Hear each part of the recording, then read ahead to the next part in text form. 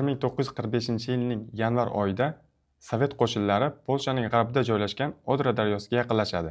Bu paytda fashistik Germaniya hujumkorlik qobiliyatini yo'qotgan bo'lsa-da, himoya pozitsiyalarini mustahkam ushlab turgandi. Nemislarning istehkomlarini buzish uchun daryodan tanklarni olib o'tish kerak edi. Buning uchun 88-motorlashtirilgan muhandislik batalyoniga parom qurish vazifasi topshiriladi.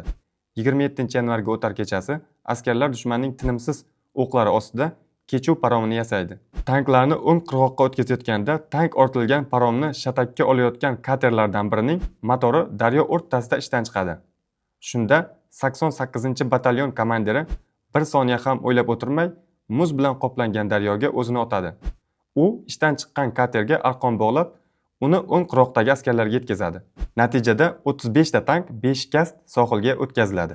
Ushbu qahramon O'zbekistonning Rishton tumanida tug'ilgan Ahmedov To'xtasin edi.